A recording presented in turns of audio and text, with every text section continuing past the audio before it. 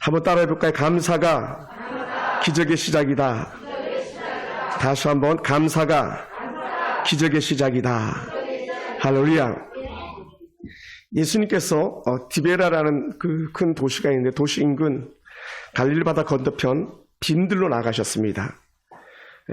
요한복음에서는 이제 벳세다라고도 말하기도 하는 그런 빈들인데 예수님께서 빈들까지 나갔는데도 불구하고 수많은 사람들이 들끓었어요.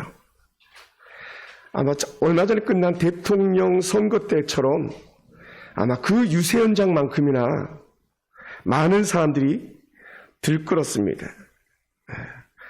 예수님은 자신을 따르던 무리들을 언제든지 불쌍히 여기셨고 또 그들을 불쌍히 여긴 것만이 아니라 그들의 필요를 충분히 채워주셨습니다. 오늘도 예수님은 그 빈들에서조차도 각종 병자들 고치기도 하셨고 또 그들의 필요를 채우시니 사람들이 예수님께서 하신 말씀 한마디도 땅에 떨어지지 않게 다 들으려고 애들을 썼습니다. 그러다 보니까 시간이 가는 줄 몰랐어요. 시간 가는 줄. 여러분 설교가 재밌으면 시간 가는 줄 모르는데 설교가 재미없으면 시간 가는 줄 알죠. 때로 지루하게 여길 수도 있죠. 시간 가는 줄 몰랐어요.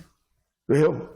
지난번에도 설교했지만 예수님께서 하셨던 말씀이 다른 어떤 서기관들과 달랐기 때문이다. 이렇게 표현했잖아요. 예수님의 말씀이 전혀 완전히 새로운 그 은혜의 말씀이었었습니다. 그러다 보니까 어떻게 돼요? 이런 아침부터 시작된 말씀일 텐데 해가 저물어 가도 예수님의 말씀이 끊어지지 않는 거예요. 그러다 보니까 제자들이 이 모습을 참다 못해 바라보던 제자들이 말합니다. 예수님, 여긴 빈들이고요. 벌써 날은 저물어 가고요. 저들은 아무것도 먹지 못했는데 빨리 보내가지고 좀 뭐 좀 사 먹게 하세요. 아니면 집으로 돌려보내세요. 뭐 그런 취지로 말을 했어요. 그랬더니 예수님께서 뜬금없는 말씀을 툭 하시는 게 뭡니까? 야, 너희가 가서 먹을 것을 주라. 야, 너희가 먹을 것을 주라. 그러니까 제자들 깜짝 놀라죠. 왜냐하면 이 남자들만 5,000명이라 그랬으니까 곱하기 3을 하면요. 남자들 곱하기 배로 하다 보면 약 2만 명 정도가 모인 숫자거든요. 아니 2만 명을 지금 12명의 제자가 무슨 수로 먹이겠습니까? 말도 안 되는 얘기하는 거죠. 그리고 사실 요즘도 2만 명을 동시에 먹이는 건 쉽지 않아요. 쉽지 않죠. 여러분 뭐 광화문에서 무슨 집회한다 그러면 그 일대가 막 식당이 꽉꽉 차고 편의점이 텅텅 빈다 그러잖아요. 그만큼 물건이 많이 소요되는 거 아니겠어요? 그러니 제자들도 깜짝 놀라고 더더군다나 뭐 그 어느 정도의 추산인지 모르겠습니다만 2만 명이 먹기에는 돈이 약 200데나리온 노동자들이 한 뭐 8개월 9개월 벌어야 낼 수 있는 그 정도 돈입니다. 1데나리온이 하루에 품삯이 1데나리온 당시의 돈이었었으니까요. 그러니 제자들에게 그렇게 어마어마한 돈도 가질 게 없어요. 그러니까 해결할 수가 없어요. 그러니까 두 번째 예수님께서 뜬금없는 말씀을 한 번 더 하세요. 뭐라 그러셨습니까? 야, 너에게 떡이 몇 개 있는지 가서 좀 알아봐라. 수많은 무리들이 있는데 혹시 그들 중에 떡 있는지 좀 알아봐라. 요한복음에서는 한 어린아이가 가지고 도시락이 됐습니다마는 떡 있는지 알아봐라 했어요. 그랬더니 마침 한 아이가 가지고 온 보리떡 5개와 물고기 2마리를 예수님께서 가지고 나옵니다. 그래서 지금 모인 사람 수에 비하면요, 제자가 가지고 온 보리떡 5개, 물고기 2마리지만 그건 뭐 말도 안 되는 그런 수치인 거죠. 그런데 이 보리떡 5개, 물고기 2마리가 예수님 손에 들려지니까 기적이 일어나는 거예요. 할렐루야. 예수님의 손에 들려지니까 기적이 일어나요. 그리고는 이렇게 말합니다. 그 보리떡 5개, 물고기 2마리를 무려 5천 명의 남자들이 먹었다는 거. 5천 명, 5천 명. 근데 여기는요, 남자들이에요. 성인 남자들이 5천 명이지 일반인들이 아니에요. 그 5천 명이 먹고도 무려 12바구니가 남았다고 말해요. 12바구니가. 이건 어마어마한 숫자거든요. 예. 사랑하는 성도 여러분, 그러면 우리는 가만히 한번 생각해 봐야 돼. 어떻게 이런 기적이 일어났지? 물론 우리는 쉽게 예수님이니까 가능하지. 물론 맞습니다. 예수님이니까 가능한데, 그러면 예수님이 가능케 하신 원동력이 뭐냐? 이 기적을 일으킨 에너지가 어디서 나왔냐? 이걸 우리 한번 생각해 봐야 됩니다. 여러분, 우리가 흔히 생각할 때에 어린아이가 가지고 온 그 도시락을 순순히 내준 어린아이 마음, 그 헌신이 기적을 가져왔을까요? 물론 그럴 수 있습니다만은, 또 가서 너희들 중에 떡이 몇 개나 있는지 알아봐 했을 때에 아무런 생각 없이 예수님 말씀만 믿고 회중중에 들어가가지고 떡을 가지고 그런 제자의 순종 때문이었을까요? 물론 그럴 수도 있습니다. 아니면 여러분, 예수님 곁에서 먹을 게 나온다 그랬잖아요. 그죠? 병도 고치고 귀신도 떠나가고.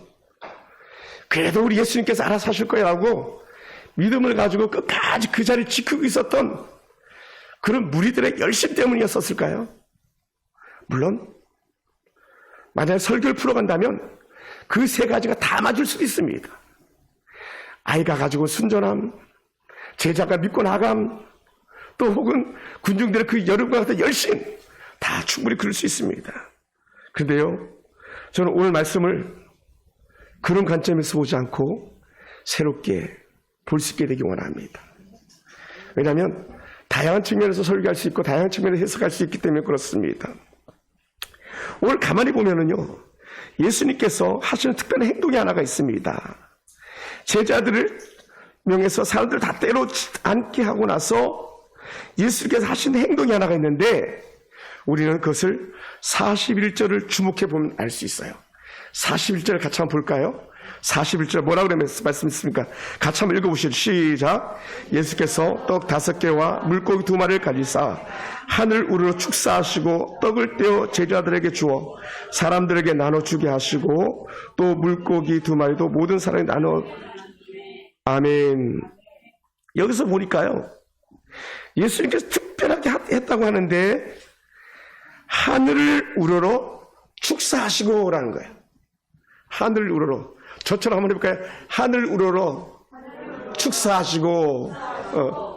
예수님께서 막 이런 것 같아요. 떡을 들고 물고기 들고 막 이렇게 한 것 같아요. 이렇게. 그 축사의 감사 내용들은 뭔지 모릅니다. 좌우지가 축사하셔서 감사하셨어요. 축사란 말 자체를 갖다가 우리는 가끔 어떤 행사장에 가면 많이 듣는데 뭐 축하하는 말이죠, 말 그대로. 근데 우리 달리 봅니다. 뭡니까? 감사기도라는 거예요. 감사기도. 그래서 감사기도, 이거 헬라로는 율로게오라고 하는데, 이거는 단어 표현 그대로 하면 감사드리다. 그러니까 예수님께서는 들고 하나님 감사합니다 이렇게 했던 것 같아요. 할렐루야. 하나님 감사합니다. 옛날에 월급 봉투 받으면 좋아가지고 막 펄쩍펄쩍 되잖아요. 그때 막 만약에 월급 봉투 할 때면 이렇게 말할 것 같아요. 하나님 감사합니다. 또 월급을 받게 하셨군요. 이렇게 썼을지도 몰라요. 우리들이라면, 그죠? 하나님 감사합니다. 이게 축사예요, 축사. 참 어찌 보면 형편없는 거거든요. 물고기 2마리, 보리떡 5개, 사실 별 볼 일 없어요. 제가 나라 곳곳을 여행해 봤지만요, 제일 먹거리가 없는 데가요, 이스라엘 팔레스타인 지경이더라고요. 유대인들은 어떻게 먹는지 모르겠어요. 그 사람들 부르주아니까, 큰 부자들이니까, 부자들이 있는 데서 식사를 해본 적이 없어요. 가난한 팔레스타인들이 먹는 건요, 정말 상관없어요. 보리떡 5개, 물고기 2마리 하는데, 전혀 기대할 만한 음식이 안 돼. 성지기 때문에 가서 그걸 먹고 그걸 경험하는 거지, 일반적이면 할 수 없는 거예요. 그런데도 불구하고 예수님께서는 그걸 들고 감사합니다. 감사합니다. 그러니까 어찌 보면요, 지금 예수님께서 뭘 하시는지 사람들은 깜짝 놀랄 수밖에 없는 거예요. 왜냐하면 무리가 2만 명이나 되는데 겨우 보리떡 5개, 물고기 2마리 해가지고 하나님 감사합니다. 이게요, 상식을 깨는 행동이 되는 거예요. 예. 예수님께서 지금 축사 감사 기도하는 건요, 상식을 뒤집습니다. 예. 사람들이 예산을 뛰어넘는 그런 결과물들이에요. 예. 한 방에 문제가 해결되는 그런 모습이 아니라 감사하시는 그런 모습이 사람들이 이해될 수가 없죠. 여러분, 그러다 보니까 지금 예수님은요, 감사하시는 상황이 아니에요. 예수님은 조건도 안 되고 상황도 안 되는데 감사한다는 건 거의 불가하거든요. 그러니 우리로서는 야, 보리떡 5개, 물고기 2마리 가지고 뭘 감사하겠냐. 뭘 감사하겠냐. 하지만 예수님은요, 감사할 수 없는 상황에도 감사하더라는 거예요. 할렐루야. 할렐루야. 감사할 수 없는 상황에도 감사. 그러니까 예수님의 이 감사가 오늘 우리 마음에 다시 한번 새겨졌으면 좋겠어요. 특히 오늘 이 감사할 수 없는 상황이라는 것, 그걸 갖다 어디서 볼 수 있냐면요, 예수님께서 계신 곳이요, 빈들이라고 말해요. 빈들. 빈들은요, 텅 빈 곳이거든요. 텅 빈 곳. 성경에서 빈들은 텅 비었다는 의미를 가지고 있습니다. 또 때로는요, 이 빈들을 가지고 광야라고 표현하기도 합니다. 텅 빈 것. 그러다 보니까 사람들은요, 빈들에는요, 소망이 없는 거예요. 빈들로 가면 절망하고 낙심밖에 없어요. 장래에 소망이 없습니다. 다시 말하면요, 보리떡 5개, 물고기 2마리는요, 그 2만 명의 절대 소망이 될 수가 있는 게 아니에요. 네, 소망이 될 수가 없어요. 네, 불평하고 낙심할 수밖에 없는 그런 상황 속에서도 예수님께서는 하늘 우러러 감사했다. 이건 정말 서프라이즈, 놀라운 일인 거죠. 놀라운 거예요. 예수님은 부족한 떡과 물고기로 저들을 먹일 수 있게 하실 하나님께 미리 감사한 겁니다. 할렐루야. 할렐루야. 아, 정말이에요. 예수님이 감사 기도를 하심으로 주변 사람들이 그러다 보니까 어떻게 돼요? 복을 받는 거예요. 한번 따라 해볼까요? 감사하는 사람 옆에 있으면 내가 복을 받는구나. 할렐루야. 아, 감사하는 사람 옆에 있으면요, 그 주변 사람들이 복을 받는 거예요. 감사. 옛날에 노래도 있잖아요. 아침에도 감사, 저녁에도 감사. 이런 복음성가도 옛날에 많이 불렀던 것 같습니다. 감사. 예수님은요, 그 보리떡 5개, 물고기 2마리를 잡으면서 어떤 마음이 들었겠습니까? 예수님은요, 양들을 결코 빈손으로 돌려보낼 수가 없었던 거예요. 양들을. 우리 권사님, 집사님들이, 선교사님들이 오시면 빈손으로 안 돌려보내시잖아요. 어떤 권사님, 막 그 선교사에 나가면 막 선교사 호주머니에다가 일부러 막 구겨 넣어주시는 그런 분들도 계셨거든요. 여러분, 그러신 분들 아닙니까? 지난주에 신방할 때 우리 홍화 집사님까지 신방했더니 양주혁 집사님 약 더 좋은 거 드리고 싶어가지고 안달하시더라고. 예? 막 차에다가 막 음료수, 커피 막 맛있는 거 대접하고 싶어가지고 오만 거 다 내놓으시고. 그게 이제 예수 믿는 사람들 가지고 일반적들도 모습인데 오늘 예수님께서 그렇게 하신 거예요. 그러니까 예수님은요, 목자 없는 양같이, 예, 그렇게 떠도는 그들을 갖다가 위험이나 굶주림이나 고통 속에 내버려 둘 수가 없는 거예요. 그래서 우리가 읽지 않았지만요, 앞에 본문에도 보면 계속 그런 말씀들이 나오고 있거든요. 사랑하는 성도 여러분, 예수의 말씀을 듣기 원하고 떡을 먹기를 원하는 그들을 갖다 불쌍히 여기신 것이죠. 그러다 보니까 하루 종일 예수 말씀 듣고 주른 배를 움켜잡고 집으로 돌아간다. 이건 사실은 말도 안 되는 거죠.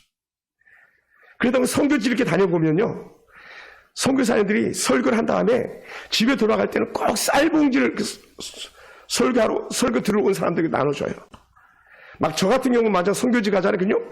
빵을 막 어마어마하게 사가는 거예요. 그리고는 예배가 맞춰지면 그 빵을 한두 개씩 싸주고 돌려보내고 하는 그런 일들이 있는 거예요. 아마 베세다 이게 기적이 드리는 거 아니지만 이런 모습에 닮아가는 것이 아닌가 생각됩니다. 그래서 예수님께서 하루 종일 말씀을 듣고 돌아가는 그 양들을 그냥 보낼 수가 없었던 것이죠. 왜 그럴까요? 그 네 글자 단어를 우리가 이해하면 아주 쉽습니다. 예수님은요, 선한 목자셨기 때문에 그래요. 할렐루야. 따라해서 선한 목자. 선한 목자. 이 오병이의 기적을 보다 보니까요, 저는 이 본문 속에서 뭐가 보이냐면 선한 목자가 이렇게 보이시는 거예요. 선한 목자는 양들 위해서 모든 걸 주시는 분이다. 모든 걸 주시는 분. 그러니까 선한 목자는 양들을 전적으로 책임지는 거예요. 선한 목자는요, 양들을 포기하지 않는 거예요. 선한 목자는요, 어떤 경우라도 책임지고 먹이고 입히시는 분이에요. 어떤 사람들, 부모는요, 자식을 책임지는 사람이잖아요. 목사는요, 양들 책임지는 사람. 선한 목자 예수님은요, 전적으로 책임지시는 분이세요. 선한 목자는 다른 양들 위해서 문제를 해결하시는 그런 분이시죠. 그러다 보니까 선한 목자는요, 푸른 초장, 맑은 물가, 좋은 꼴을 먹이시는 게 선한 목자의 책임이었어요. 그러다 보니까 어떻게 돼요? 환경이 광야입니다. 환경이 빈들입니다.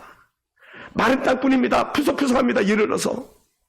근데도 불구하고요, 그곳에서도 기적을 일으키시는 거예요. 출애굽기를 보면은 반석을 쳐서라도 물을 내가지고 그 백성들을 먹이시고, 마라의 쓴물일지라도 그 쓴물을 달게 해서 먹이시는 것이 바로 선한 목자 우리 예수님이셨기 때문에 그렇습니다. 할렐루야. 사랑하는 성도 여러분, 그러다 보니까요, 저도 이렇게 살아온 날들을 뒤돌아봅니다. 우리가 인생길 가다가도 빈들을 만날 때가 있어요. 살면서 우리도 고난에 처할 때가 있더라고요. 빈들을 지나는 우리 삶의 현실이 얼마나 때로 힘이 없습니까? 여러분 어떻습니까? 오늘 여러분의 삶이 때로 빈들 혹은 광야 같은 삶을 살고 있다고 생각들지 않습니까? 그러다 보니까 어떻게 돼요? 텅 빈 거예요. 근데 집에 돈만 빈 게 아니라 우리 마음도 비어버려요. 다 공허함으로 남지 않습니까? 현실 보면 우리 청년들도 그렇고 우리 일반 성도도 보이지 않는 분들도 계시잖아요. 왜 그렇습니까? 지금이 먹고 살기 힘든 세상이라 그러잖아요. 먹고 살기 힘든 세상. 볶음밥 하나 시켰더니 10,000원을 받아가잖아요. 간짜장 하나 시켰더니 9,000원을 받아가잖아요. 이게 살기 힘든 세상 아닙니까? 우리가 땀 흘리고 수고해도 먹고 살기 힘든 세상을 살아가고 있는 거예요. 그러다 보니까 지금 세상이 광야가 아닐까 생각되는 거죠. 제가 설교를 준비하면서 많이 아팠어요. 왜 그랬냐? 밖에서 일하는 집사님들 권사님 생각하니까 많이 아프더라고요. 이 더위에 막 34도, 35도. 이 본당은요, 요즘 온도가 몇 도까지 가냐면, 낮에 35도까지 올라가더라고요. 34도, 35도 항상 여기가. 그리 바깥에는 얼마나 더 덥겠어요. 마음이 많이 아팠어요. 야, 참 힘겹게 사는 성도들 하나님 은혜 베풀어 주시옵소서. 그런 마음을 가지게 됩니다. 예. 더군다나 우리는요, 아무리 땀 흘리고 수고해도 출발 선상이 흙수저 아닙니까? 흙수저. 몇 년 전 유행했던 단어 흙수저. 강남 좌파들이 썼던 단어 흙수저, 금수저. 예. 우리는 좋은 부모도 없잖아요. 자식들에게 잘해주고 싶어도 뭐가 있어야지 잘해주지. 고급 과일 받게 해주고 싶어도 뭐가 있어야지 뭐 고급 과일 받게 해주시지. 개인 코치 두고 싶어도 뭐가 있어야지 개인 코치를 두시죠. 예를 들어서. 그러니 우리 생활이나 환경이 좀 더 나은 삶을 언제 살아갈까 그런 생각해 볼 때는 이제 때로는 절망할 수밖에 없는 그런 상황이 들 때도 참 많아요. 자녀들 돌아보면서 기대를 하려고 하지만 세상 돌아가는 거 보면요, 이내 실망이 가득하게 되기도 합니다. 주의를 지켜야 할 청년들은 환경과 흡혈을 뛰어넘지 못하여서 부득불 일해야 되는, 그래서 언제 교회 왔는지도 모르는 그런 청년들 볼 때에 가슴이 찢어지는 듯한 아픔을 느끼기도 합니다. 제 꿈에도 소원은 하나님, 우리 철이도 정규직에 들어가게 하시고, 우리 그러니까 여봉이도 정규직에 들어가게 하시고, 우리 하늘이도 정규직에 들어가게 하시고, 다 정규직에, 우리 지은이도 도연이도 막 다 정규직에 들어가게 하시고, 막 이런 마음에 소원이 생긴 거예요. 예를 들어서 우리 도연이 같은 경우는 아빠가 하시는 일 좀 배워가지고 그 일을 했으면 좋겠다, 막 그런 생각이 제 개인적으로 막 드는 거예요. 나가서 막 고생하니까. 우리 아들, 딸들 얼마나 고생합니까? 결혼도 해야 될 나이가 된 청년들도 많잖아요. 우리 하늘이는 언제나 시집 갈까봐 걱정되기도 하고요. 예? 우리 여봉이도 막 나이 쑥쑥 먹어가고, 우리 하은이 아이도 나이 쑥쑥 먹어가는데, 예? 제 주변 친구들은 목사 아들, 딸들이 막 시집 갔다고 막 좋아가지고 막 맨날 첨첨참 보내고, 어제도 제 친구 나이가 같은 목사님이 딸을 시집 보냈는데 그렇게 좋아 보이더라고요. 예? 근데 그게 가끔은 왜 남의 얘기로만 들리고, 좋은 일들은 남의 얘기로만 들리고, 고통은 내 안에만 있는가, 이렇게 다시 한번 생각해 보게 되더라고요. 왜 나는 일이 안 풀리는 거야? 저 사람 잘 풀리는데. 왜 내 인생 고통이 연속인 거야? 막 이렇게 절망적인 상황이 들 때도 있어요. 예? 참 안타까울 때가 많아요. 우리 노년에 우리 권사님들 생각하면 더욱더 마음이 많이 아파요. 예. 집사님들도 건강이 예전 같지 않아서 힘들어하죠. 아프면 어떡하나 덜컥덜컥 겁이 날 때도 있죠. 면역도 떨어지고 저 같은 사람 배도 나오고 근육도 빠지고 손목 저리고 병원 가기가 두려운 그런 사람들도 간혹 있지 않습니까? 저도 불암의 병원에서 2번이나 진료가 요청이 왔는데 제가 거부했거든요. 일부러. 왜냐하면 3kg 빼고 오라는데 제가 3kg 못 뺐거든요. 한 달에 1kg씩 빼고요. 목사님 1kg 빼고 3달 만에 오세요. 3kg 빼시고요. 3kg 빼는 거 고사하고요. 예? 현상 유지하기도 힘든 그런 모습이어서 병원 가기가 두려운 사람들 어디 귀에 적분이겠습니까? 50 중반만 딱 넘어가면 거의 대다수가 그렇습니다. 아직 부채질 안 하죠? 50만 넘어가면 부채질 합니다. 이게 신체 나이가 옵니다. 그러다가 큰 교회 있을 때는요, 어느 날 갑자기 여성 성도들이 머리에다 모자를 쓰고 오는 거예요. 그걸 깜짝 놀라는 거죠. 그래, 항암 치료받고 있는 중이거든요. 인생이 그래요. 그러다 보니까 어떻게 돼요? 야, 우리가 빈들 같은 시대를 살아가는 건 아닌가. 빈들, 텅 빈 광야. 우리 이렇게 늘 기도하면서 소망하는 삶이 있지만 사실 우리 바람대로 되기보다 정반대로 가는 그런 삶. 그러다 보니까 삶의 현장이 하나님 빈들이네요. 이런 탄식의 소리가 나올 때가 있습니다. 하지만 사랑하는 성도 여러분, 우리는 어떤 사람이에요? 믿음으로 사는 사람이잖아요. 그죠? 아멘? 우리 그리스도인들이잖아요. 그리스도인. 하나님 믿는 그리스도인. 그러다 보니까 우리는요, 빈들이라고 하지만 우리는요, 불평불만하지 않습니다. 할렐루야. 예수님께서 겨우 보리떡 5개 물고기 2마리 가져왔다고, 야 빌립 그게 다야? 안드레 그게 다야? 베드로야 그게 다냐? 그렇게 말씀하셨으니까 안 하셨어요. 할렐루야. 그리고 오히려 감사하신 거예요. 그 빈들에서 감사할 수 없는 상황에서 감사하신 거예요. 그러다 보니까 우리도요, 이런 예수님의 모습을 담기 원합니다. 빈들에서도 감사하신 예수님, 그 광야에서도 감사하시는 예수님, 그 광야에서 불평불만 한마디 없었던 그 모세 같은 은혜가 우리 가운데도 있게 될 줄 축원합니다. 왜냐하면요, 이 감사가 오늘을 견뎌내는 힘이 되기 때문에 그렇습니다. 이 감사가 오늘 이겨내는 힘의 원동력이 되기 때문에 그렇습니다. 할렐루야.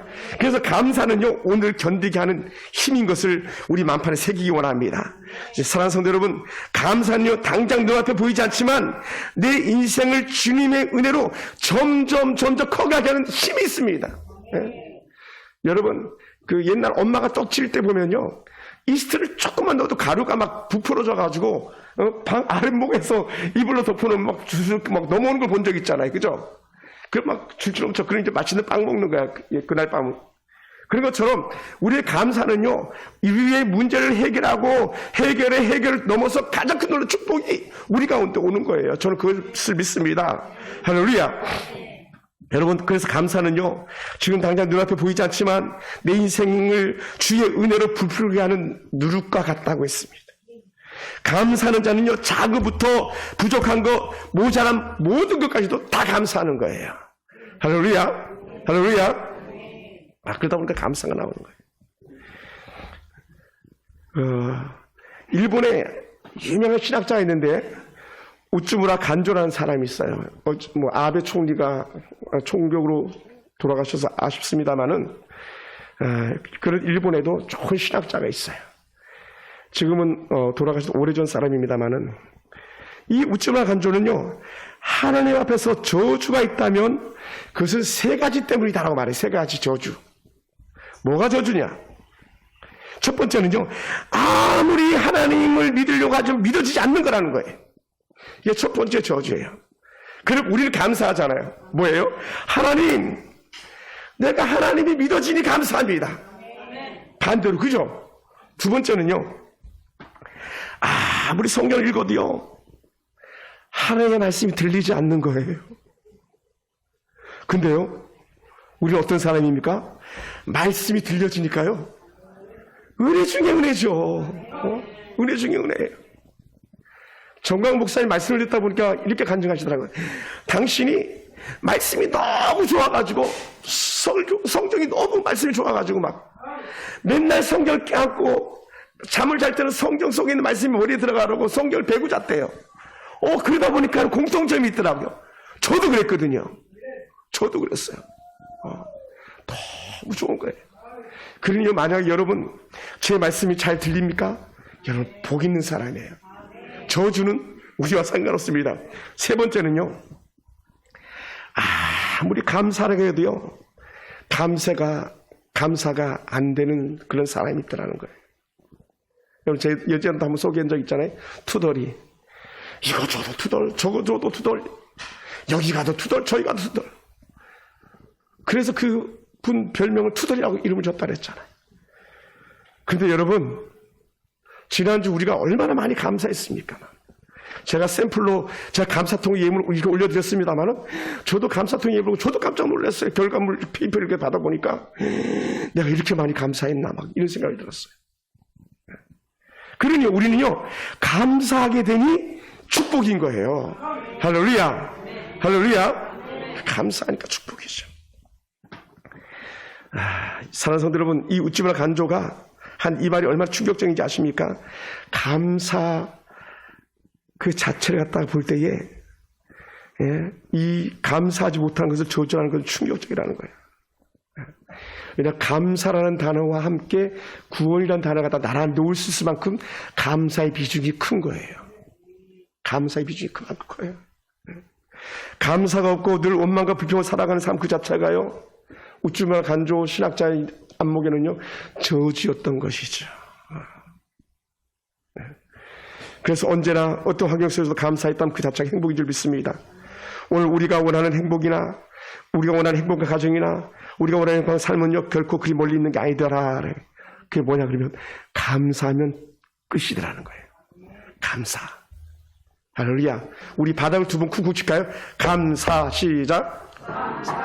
도장 찍는 거예요. 감사 콱 찍는 건데 두 번 찍는 거예요. 아멘 아멘 하듯이 그냥 아멘 아멘. 나중에 아멘 아멘 두 번 하는 안수집사람을 제가 저희 교회 간증자로 데려오고 있습니다. 아멘 아멘 아멘 아멘. 어느 성도가요, 몸이 너무 안 좋아가지고 병원을 갔대요. 그리고 검사를 다 마치고 의사의 검사 결과 소개를 듣는 시간이 왔는데, 의사가 심각한 얼굴로 그 성도를 보고 말하는 거예요. 결과가 나왔는데 내가 당신에게 지금 그대로 정직하게 말해도 되겠습니까? 그랬더니 담담한 환자가 네, 말해주세요. 괜찮습니다. 말씀해주세요. 옛날 같으면 말 안 해줬잖아요. 그죠? 가족에게만 말했어요. 그리고 가족들도 또 그게 뭐 큰 거니까, 야, 절대로 말하지 마. 엄마한테 말하지 마. 아빠한테 말하지 마. 그래서 저희 아버님도요, 돌아가실 때 아버님이 암인 거 잘 모르셨을 거예요. 왜냐하면 아무도 아버님에게 암이라는 얘기를 안 했거든요. 이 환자에게, 네, 그러면 제가 말씀드립니다. 환자분 암입니다. 지금부터 힘겨운 시간을 지나가게 될 거예요. 아까 제가 모자 썼다 그랬잖아요. 방사선수 항암 치료하면 머리도 다 빠질 것이고요. 입에서 구토가 날 것이고요. 식욕은 떨어질 것이고요. 몸은 바짝바짝 말라 들어갈 것입니다. 이런 진단을 만약에 받으면요, 우리는 거의 기절하지 않겠습니까? 울음바다가 될 수도 있죠. 물론 우리 중에 이런 상황을 이미 겪었던 어떤 성도들도 계실지 모르겠습니다만,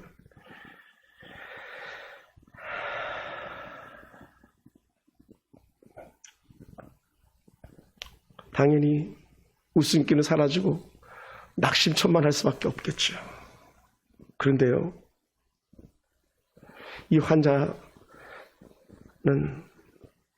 돌아오면서 오히려 감사가 나오더라는 거예요. 이 환자는 평소 감사한 게 버릇이 되어 있었답니다. 그래서 감사할 수 있었대요. 그래서 감사하는 버릇이 된 성도가 세 가지 것에 대해서 이렇게 감사하는 거예요. 어떤 세 가지 감사했냐? 하나님, 지금까지 받은 은혜가 참 컸습니다. 지금까지 받은 은혜가 컸어요. 그동안 하나님 은혜 가운데 잘 살았습니다. 제가 가끔 우리 가족들한테도 그런 얘기, 여보, 야, 하은아, 아빠는 지금 죽어도 천국 가도 여한이 없어, 이런 얘기 한 적이 있었는데, 이 성도가 그런 것 같아요. 하나님 은혜로 이제까지 건강했고, 자녀도 다 성장했고, 행복한 생활 됐으니, 하나님, 그러므로 감사합니다. 네, 감사합니다. 그리고 두 번째는요, 하나님, 이 고난조차도 기쁨으로 받아들이겠습니다. 기쁨으로. 고난도 기쁨으로 받아들이겠다. 네?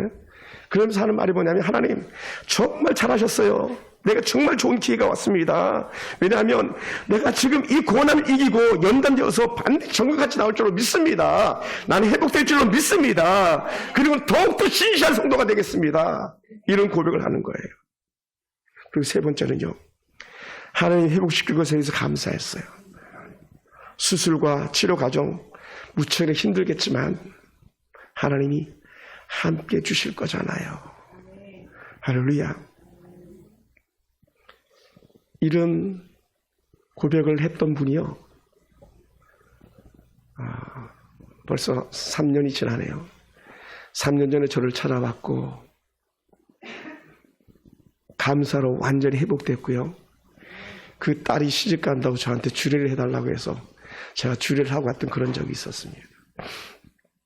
일선 암센터 갔을 땐 그런 절망적인 상황이었었지만, 목사님 괜찮아요. 목사님 괜찮아요. 목사님 괜찮아요. 그래서 완전히 감사로 완전히 회복됐습니다. 제가 경험했던 간 증거를 잠깐 한번 소개해 본다면요, 1990년 4월 달에 제가 근무했던 부대와 미군 부대가 함께 훈련하는 팀 스피릿이라는 훈련이 있었어요. 지금 이제 훈련 명칭이 다 바뀌어서 없어졌지만, 훈련 중에 제가 인솔자로 나갔는데 운전병 실서 교통사고가 났어요. 당시 초기에 나온 르망, 좋은 르망이었는데 르망을 뒤에서 꽉 들이받아 버리고 말았어요. 그것도 임시번호판 르망이에요. 임시번호판. 그래서 저는요, 사고가 난 즉시 차에서 내려가지고 가장 먼저 했던 게 뭐냐면 차 옆에 무릎 꿇고 거기서 기도했어요. 하나님, 더 잘 살겠습니다. 하나님, 내 죄를 용서해 주세요. 내가 지은 죄들을 용서해 주세요. 두 번째는요, 또 다른 감사가 났어요. 하나님, 인명사고가 나지 않게 하시면 감사합니다. 왜냐하면 국민 트럭은 큰 트럭이고요, 앞에는 완전히 무쇠거든요. 그래 르망이 그냥 밀려가지고 뒤 트렁크가 다 나가버렸습니다. 그런데 하나님, 인명사고 나지 않게 해주시면 감사합니다. 그리고 세 번째는요, 하나님, 사고가 잘 처리되게 도와주세요. 그리고 네 번째는 하나님, 사고가 난 병사, 사고를 낸 병사에게 아무 문제가 되지 않게 도와주세요 라고 했어요. 정말로요, 사고는 원만하게 잘 처리가 되었고요, 병사도 아무 일도 일어나지 않았고요, 용인 그 지역에 한 그 파출소에서 사고 신고가 다 하고 모든 것이 절차되고 헌병대가 조사하고 갔지만, 대민 접촉 관계였지만 단 한 건도 불미한 일이 일어나지 않았고요, 부대에서도 이런 일들에서 이 일을 제기하는 사람이 단 한 사람도 없었어요. 사실은 말도 안 되는 거거든요. 왜 그랬을까요? 저는 그렇게 봐요. 하나님, 잘못했습니다. 하나님, 용서해 주세요. 그리고 하나님, 감사합니다. 여기에 하나님 은혜 해답이 있었던 것 같습니다. 사랑하는 성도 여러분, 왜 우리는 감사해야 되겠습니까? 하나님께 책임지시기 때문입니다. 또 우리가 감사할 때에 하나님은 또 책임져 주실 것이기 때문에 그렇습니다. 우리가 노력하면 오늘은 어떻게 견뎌낼 수 있겠지만 내일은 보장되지 않습니다. 그런데 우리가 감사하면요, 오늘도 이겨내고 내일도 견뎌낼 수 있을 줄 믿습니다. 할렐루야. 여러분, 우리 주변을 돌아보는 것 우리가 감사할 때 가능한 일입니다. 우리 주변의 사람들이 없었다면 우리가 있겠습니까? 오늘 이 자리에 함께하는 성도들이 계시기 때문에 우리 교회가 오늘까지 이렇게 건강한 모습으로 존재하는 줄 믿습니다. 때로는 부족하고 연약한 것 같지만 그러나 저는 이 설교를 통해서 한 번 더 감사해야 되겠다, 그런 마음이 들었습니다. 모든 것이 우리가 노력한 결과, 내가 노력한 결과로 생각하는 그런 사람들이 가지고 있는 특징은 뭐냐? 감사가 없어요. 내 실력, 내 능력이라고 말하는 사람들은 감사할 수가 없어요. 반면에요, 하나님, 나는 하나님이 필요해요. 하나님 나를 도와주셔야 돼요. 이런 고백할 때에 우리는 계속 감사할 수 있고, 또 때로는 우리가 빈들에 놓여서도 거기서도 오병이의 기적이 우리 가운데 나타나는 줄 믿습니다. 할렐루야, 할렐루야. 여러분 정말 그런가 생각해 보세요. 여러분, 옷이 없어서 요즘 얼어 죽는 사람 있습니까? 절대로 없습니다.